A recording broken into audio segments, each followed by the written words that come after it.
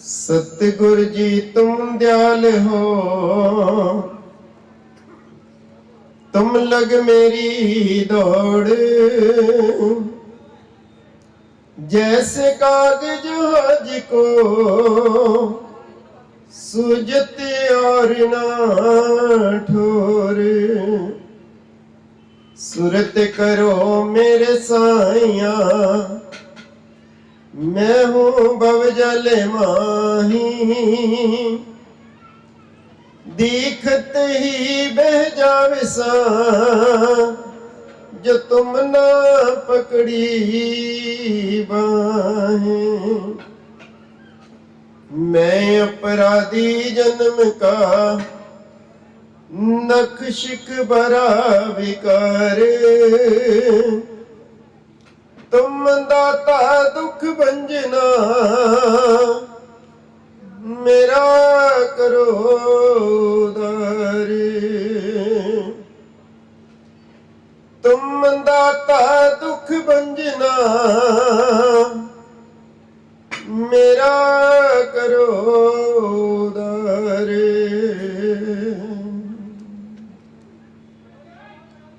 प्रत्यस्मरणीय हृदय सम्राट कटकटवासी प्रांदन महाप्रभु श्री नंगली निवासी भगवान जी के पावन चरण कमलों में कोटि कोटि दंडवत प्रणाम।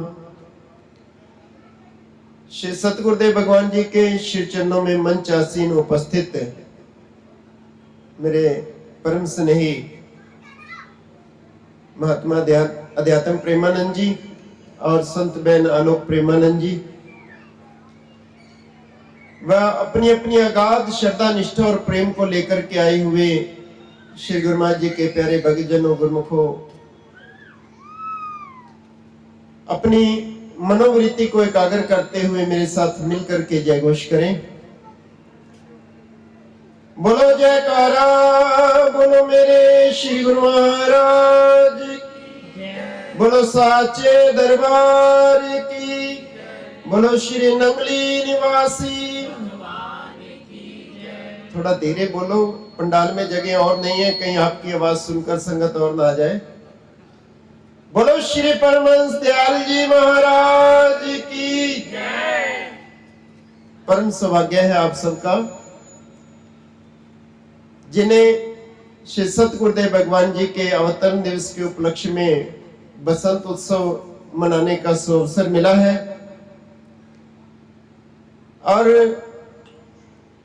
ये सुंदर संस्कार आपको आपके बुजुर्गों के द्वारा प्राप्त हुए, उनके प्रेमवश महापुरुषों ने आज्ञा दी और तब से ये बसंत उत्सव प्रत्येक वर्ष मनाया जाता है। मुझे मंच पर बैठे बैठे स्मरण हो रहा था बाबूजी दीवान दास जी जलोत्रा, किस प्रकार से उनका प्रेम गुरु चरणों में, माता विमला देवी जी और भक्त भगवान दास जी, कस्तूरी लाल जी इत्यादि, कि किस प्रकार से उनका स्नेह गुरु चरणों में, कितना समर्पण का भाव रहा। सन 1986 में पहली बार मैं यहाँ आया, 86 या 87 ऐसा कुछ रहा होगा, और तब से लेकर आज तक वो सुंदर संस्कार जो उन्होंने दिए वो बच्चों में बने हुए हैं। ये आपके सौभाग्य की बात है कि आपको बुजुर्गों ने सुंदर संस्कार दिए हैं, अन्यथा इस कली के प्रभाव में आज युवा पीढ़ी जो है वो बहुत सारी भटक चुकी है, सत्कर्मों में रुचि नहीं है। इसलिए मैंने बच्चों को इधर बुलाया है। ये शर्म करते हैं, पीछे खड़े रहते हैं, बैठने में संकोच करते हैं, परंतु ऐसी संगति में बैठ करके सुंदर संस्कार मिलते हैं। और संस्कारों का धन सबसे बड़ा धन है, सबसे बड़ी संपत्ति है। बहुत सारे लोग बच्चों के लिए धन दौलत इकट्ठी करते हैं, सुंदर सुंदर कोठियां बनाते हैं, महल बनाते हैं, सुंदर सुंदर कारें, इंपोर्टेड कारें, सारा दिन मेहनत करके, खून पसीने की कमाई करके, और वो सब संग्रह करते हैं, परंतु बच्चों को संस्कार नहीं देते, तो उनके जाने के बाद वो बच्चे सब कुछ बर्बाद कर देते हैं। कहा है कि पूत सपूत तो क्यों धन संचय। आपने अगर पूत को सपूत बना दिया, सुंदर संस्कार दे दिए हैं, तो आपको संचित करने की जरूरत नहीं, वो स्वयं कमा लेगा। और पूत कपूत तो क्या धन संचय, अगर वो कपूत है तो फिर क्या फायदा धन संचित करने का, उसने तो बर्बाद कर ही देना है। और मैंने देखा प्रत्यक्ष प्रमाण, एक आदमी साइकिल पर सब्जी बेचने जाता है, सुबह 4 बजे मंडी जाता है, सब्जी खरीद कर गांवों में बेचने चला जाता है, शाम को आकर के खाना खाता है, दिन में भूख लगती है तो अपने पेट पे साफा बांध लेता है, एक समय रोटी खाता है पूरे दिन में सब्जी बेचते बेचते। और मन में एक सपना था कि बच्चों के लिए सुंदर कोठी बनानी है, अच्छी कोठी बनानी है, और वो कोठी बना दी, लेकिन वो मोहवश अंधा हुआ, उस मोह में सारा जीवन अपने शरीर का तो ध्यान ही नहीं रखा, परवाह नहीं की। बहुत सुंदर कोठी बना दी, कोठी में अभी प्रवेश नहीं किया, थोड़ा बहुत काम बाकी था, बीमार हो गया। बच्चों ने फिर भी परवाह नहीं की, जैसे कैसे वो अपना टाइम पास करता रहा, हॉस्पिटल में एडमिट हुआ, दवा दारू ली, लेकिन उसी बीमारी के कारण उसकी मृत्यु हो गई।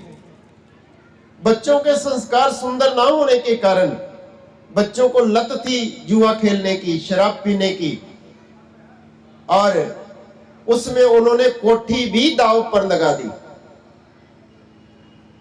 और वो कोठी हार गए। अब बचा पुराना मकान, तो वो भी लगा दिया दांव पर, वो भी खाली करना पड़ा।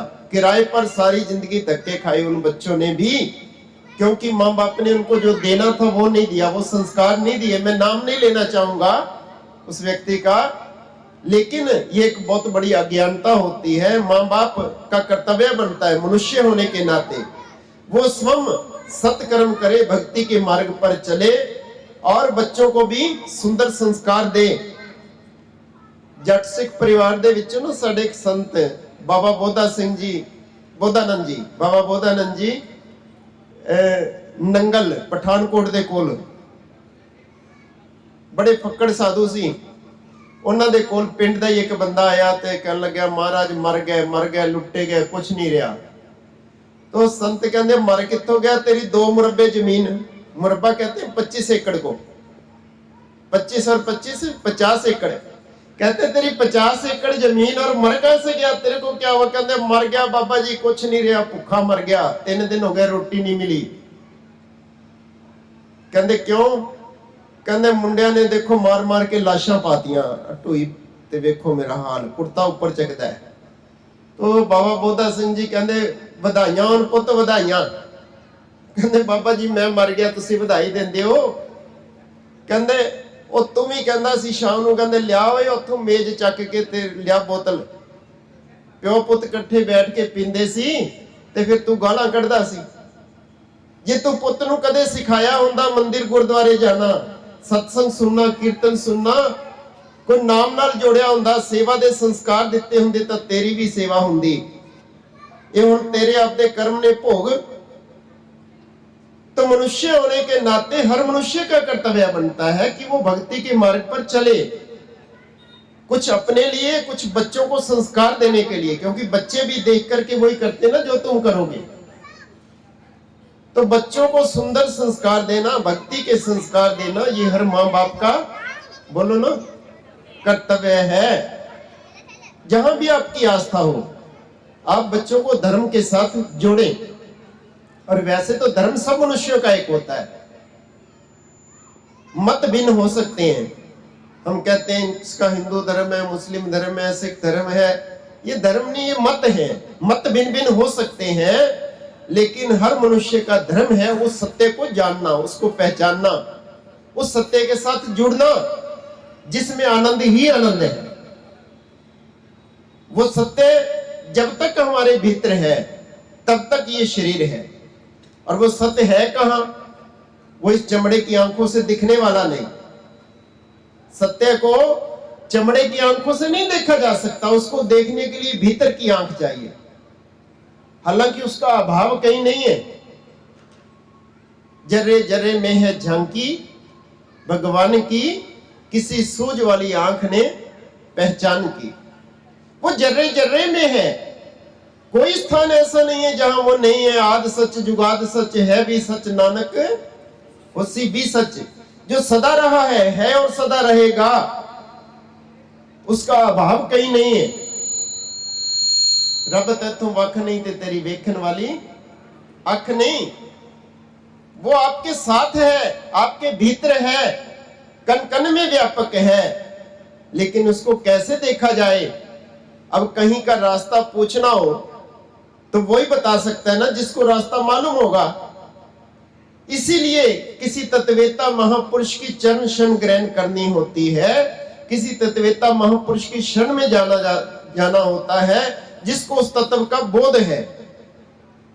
जिसको उस तत्व का बोध होगा वही हमें बोध करा सकता है कि उसको कैसे प्राप्त किया जा सकता है। वो परम तत्व जो सर्वव्यापक है, उसको जानने के लिए सतगुरु की चरण शरण में जाना होता है। ये परंपरा आदि काल से चली आ रही है। इस धरा पर भगवान राम आए, वो गुरु वशिष्ठ की शरण में गए, द्वार खटखटाया। गुरु वशिष्ठ पूछते कौन? सोनिया तू बैठ जा, तेनू देखने लग गई ने सारियां, तुसी हलचल ना करे करो, तानू क्या अगे पीछे आना जाना बंद कर दो। ये दृष्टि है जी ना, माया का प्रभाव है। जिवें अंजना ने कदे देखे नहीं सोनिया नू, रोज तेरे कोल हुंदी है। बोलो जयकारा। सारियां देखने लग गई सी। कहां था मैं तो भूल ही गया। सतेश जी की कह रहा सी मैं? अच्छा हाँ, तो वो सत्य जो है वो सर्वव्यापक है, लेकिन उसको देखने के लिए आंख चाहिए। और वो आंख के लिए भगवान राम भी गुरु वशिष्ठ की शरण में गए, जाके द्वार खटखटाया। वशिष्ठ पूछते हैं कौन है? राम बोले नहीं। वो दोबारा पूछते हैं कौन? नहीं बोले। चौथी बार जब नहीं बोले तो वशिष्ठ जी ने द्वार खोला और कहा राम तुम? कहा जी गुरुदेव। कहा तुम बोल क्यों नहीं रहे? मैं पूछ रहा हूं कौन? राम कहते हैं प्रभु यही जानने के लिए आया हूं गुरुदेव कि मैं कौन हूं। छठी के दिन तुमने मेरा नाम राम रखा, उससे पहले मेरा क्या नाम था? मां के पेट में था तब मेरा क्या नाम था? कोई मुझे कौशल्या का पुत्र कहता है, कोई दशरथ का पुत्र कहता है, वास्तव में मैं कौन हूं? गुरु वशिष्ठ ने आश्रम में उसको आसन दिया, बैठ करके उपदेश करना शुरू किया। उस पर योग विशिष्ट ग्रंथ लिखा गया कि मैं कौन हूं, क्या करने के लिए आया हूं। भगवान कृष्ण ने भी संदीपनी ऋषि की चाकरी की। मैं वो आश्रम देखकर आया, पीछे उज्जैन गया था। तो इस तरह पर भगवान भी शरीर धारण करके आए, तो वो भी गुरु की शरण में गए। श्री गुरु अंगद देव जी श्री गुरु नानक देव जी की शरण में गए। गुरु अंगद देव जी की शरण में गुरु अमरदास जी आए। गुरु अमरदास जी की शरण में गुरु रामदास जी आए। ये परंपरा आदि काल से चली आ रही है,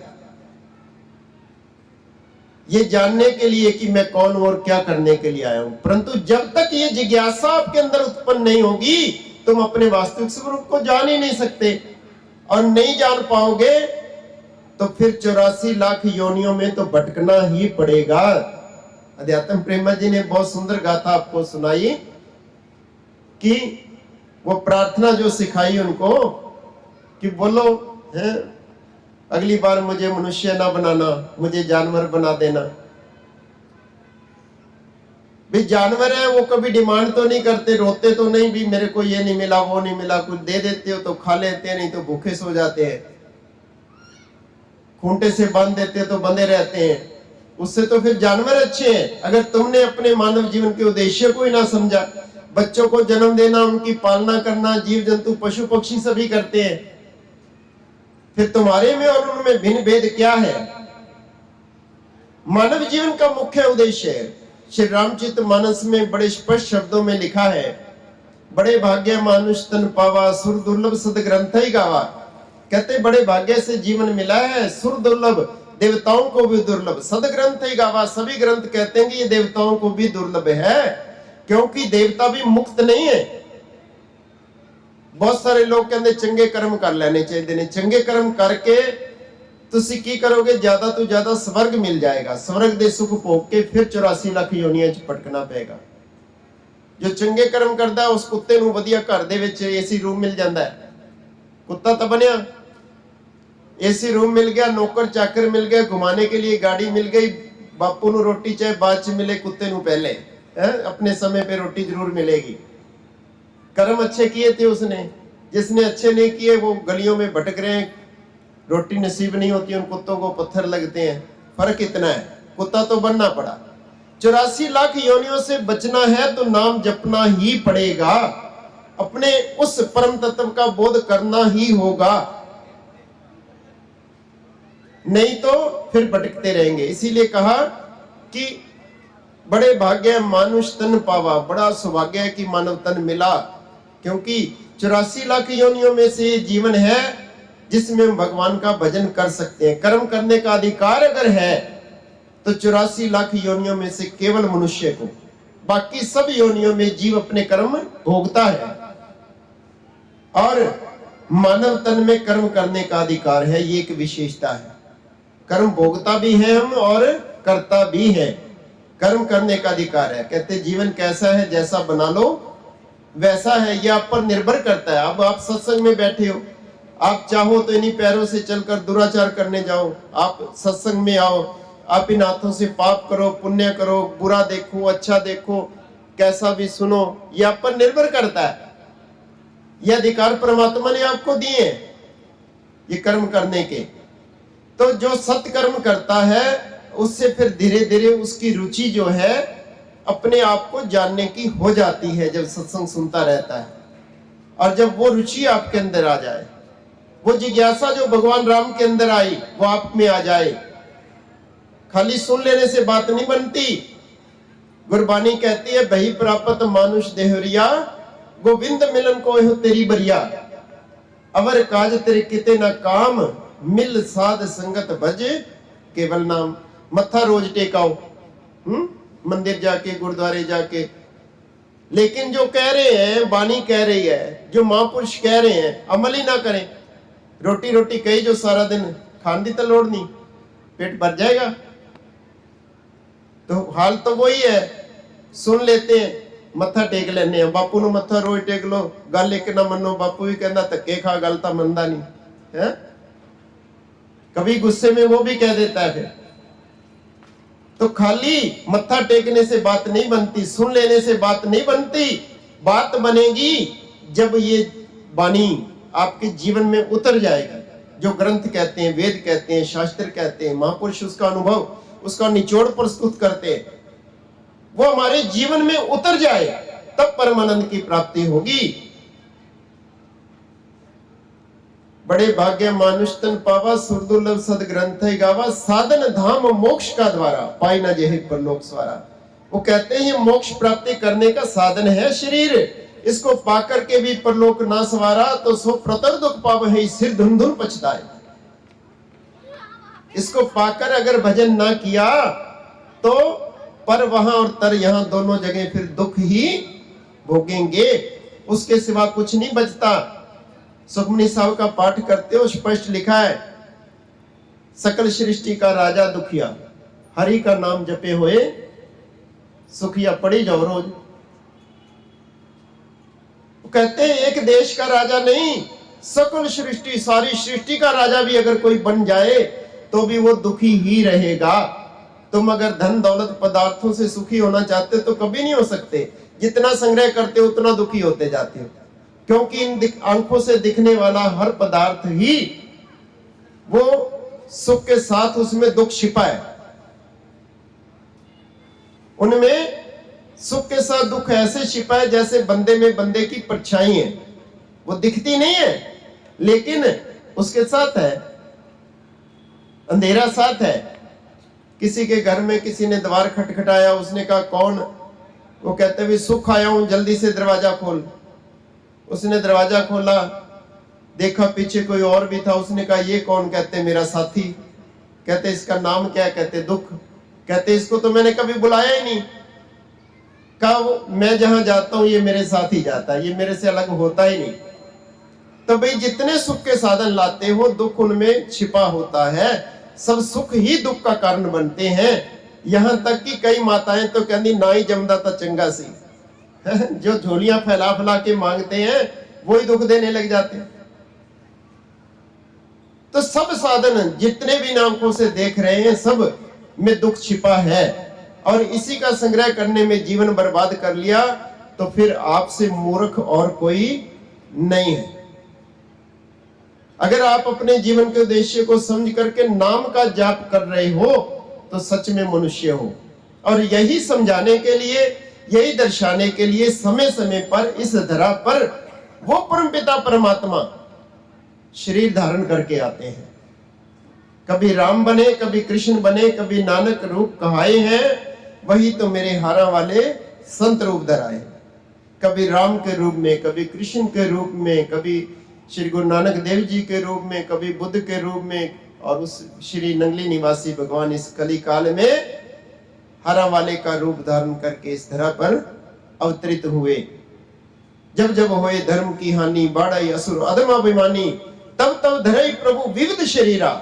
जब धर्म की हानि होती है, धर्म बढ़ता है, पाप बढ़ता है, लोग अपने मार्ग से भटक जाते हैं, तो भगवान कोई ना कोई रूप धारण करके लोगों का मार्गदर्शन करने के लिए इस तरह पर अवतरित होते हैं। उसी श्रृंखला में सन 1884 में पाकिस्तान की भूमि पर श्री नंगली निवासी भगवान का अवतरण हुआ।